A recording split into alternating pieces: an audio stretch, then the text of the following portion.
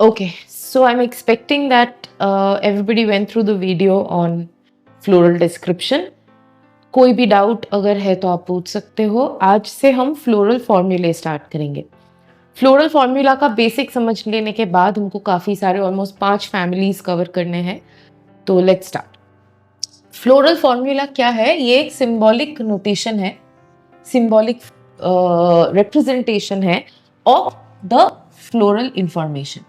ठीक है, क्या क्या पता चलेगा हमको? नंबर ऑफ फ्लोरल पार्ट्स, मतलब कैलिक्स है या नहीं है, एपिकैलिक्स है या नहीं है, ब्रैक्ट है नहीं है, इब्रैक्टियोलेट है या ब्रैक्टियोलेट है, all of that. Position, floral parts superior है या इंफीरियर है, हाइपोगाइनस है, एपिगाइनस है, पेरिगाइनस है, कैसा है. कोहेजन एंड एडेशन, एक दूसरे के साथ फ्यूज्ड होने का मतलब है कोहेजन. कोहेजन मतलब fused to each other. Adhesion का मतलब है fused to other floral whorls. ठीक है, मतलब एक तो ये खुद गैमो या पॉली स्टेट में है, गैमोसेपलस, गैमोपेटलस, पॉलीपेटलस, कैसा है, राइट.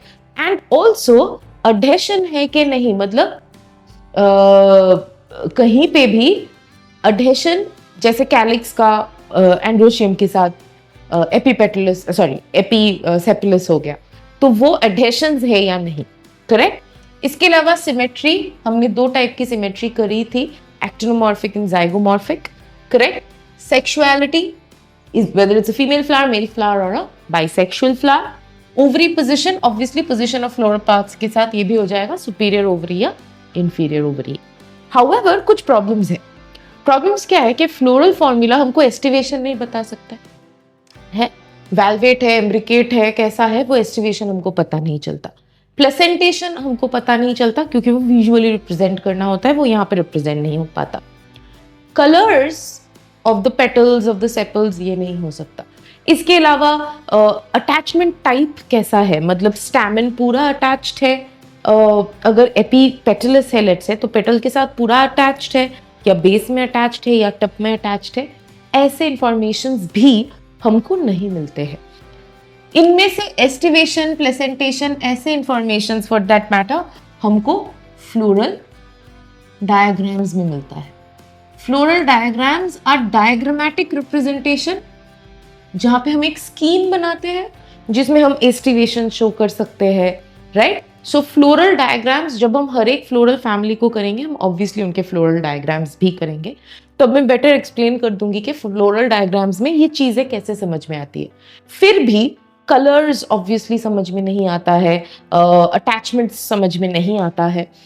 इसके लिए ही हम हर्बेरियम्स बनाते थे पहले, अभी भी बनाते हैं फॉर दैट मैटर. उसमें हम एक पूरे फ्लावर को चिपकाएंगे और फिर पूरा डिस्क्रिप्शन लिखेंगे, ताकि जो भी फ्लोरल फॉर्मूला या डायग्राम से मिस हो रहा है वो डिस्क्रिप्शन में पता चल जाए, correct. However floral formulas are some of the easiest way to study flowers and therefore their families, क्योंकि यूजुअली ये फैमिलीज में कॉमनैलिटीज होती है ना. कुछ शायद एक स्पीशीज दूसरे स्पीशीज से थोड़ा बहुत अलग हो सकता है, लेकिन मेजॉरिटी फैमिली ये फ्लोरल फॉर्मूला को फॉलो करती है. तो ऐसे ही 5 फैमिलीज आपके सिलेबस में है जो हम कवर करेंगे. तो फ्लोरल फॉर्मूला समझने से पहले उनके सिंबल्स समझना जरूरी है. बहुत आसान है, लेट्स स्टार्ट.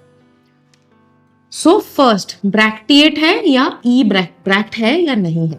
अगर ब्रैक्ट प्रेजेंट है तो हम BR लिखते हैं, नो सर्कल्स, हाँ, ये तो मैं समझाने के लिए कर रही हूँ, सिर्फ BR लिखेंगे. और अगर ई ब्रैक्टिएट है तो अगेन हम EBR लिखेंगे.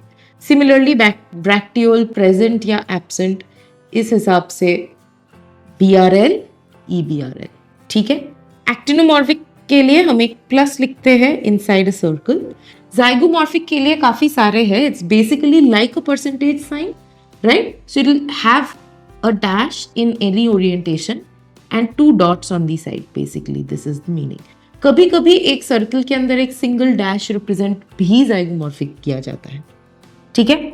यूनिसेक्सुअल, अगर सिर्फ ऐसा सिंबल है, नीचे प्लस है, तो ये obviously it is a pistillate flower और अ फीमेल फ्लावर. एंड अगर एरो है then it's a staminate flower or a male flower.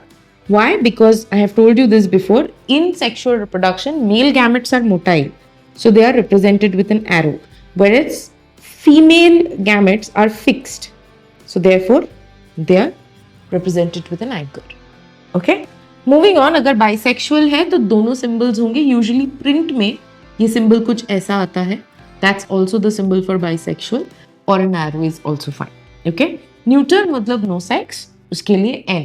Staminode is STD. Okay. Epicalyx अगर प्रेजेंट है तो हम सबसे पहले एपिक लिखते हैं, नहीं तो नहीं लिखते हैं. ओके.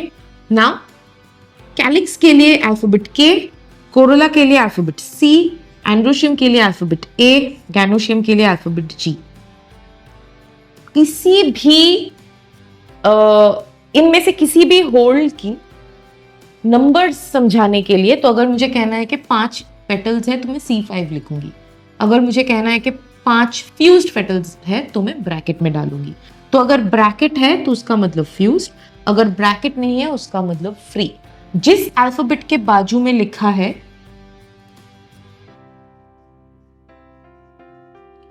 उस अल्फाबेट के उतने, मतलब 5 कैलिक्स हो गए, 5 कोरोला हो गया, 5 फ्यूज्ड एंड्रोशियम हो गए, मतलब स्टैमन हो गया, 2 गाइनोशियम हो गया अनफ्यूज्ड. करेक्ट. तो वो नंबर वो सिग्निफाई करेगा. राइट. अब अगर अटैचमेंट है एंड्रोशियम का तो ये 4 सिंबल्स हम यूज कर सकते हैं. तो एपिपेटलस के लिए A से C तक एक एरो जाएगा. एपिफाइलस के लिए A से P तक एक एरो जाएगा. अगर पेरियांत है तो C और K के बदले हम P लिखते हैं क्योंकि वो फ्यूज हो जाती है. करेक्ट. ये सारे मैं एक एक लिख के बता दूंगी. एपिफाइलस के लिए मतलब पेरियांत के लिए A से P, गाइनैंड्रस के लिए G से A और एपिसेपिलस के लिए A से K. ठीक है. नाउ अब अगर मैं इंफीरियर सुपीरियर ओवरीज की बात करूं, नाउ ये पकड़ लो कि G जो हम लिखते हैं वो हम गाइनोशियम को डिनोट करने के लिए लिखते हैं. अब उसके रिस्पेक्ट में फ्लावर का क्या पोजीशन है वो समझाने के लिए बाकी फ्लोरल पार्ट्स को एक डैश से रिप्रेजेंट किया जाता है. तो डैश अगर ऊपर है, फ्लोरल पार्ट्स ऊपर से ओरिजिनेट हो रहा है, मतलब एपिगाइनस है, तो ओवरी इंफीरियर हो गया. अगर बाजू में है तो मतलब साइड से फ्लोरल पार्ट्स निकल रहे हैं तो पेरिगाइनस हो गया. और अगर नीचे है इसका मतलब नीचे से फ्लोरल पार्ट्स निकल रहा है, ओवरी ऊपर है तो ओवरी सुपीरियर हो गया, फ्लोरल पार्ट्स हाइपोगाइनस हो गए. ठीक है.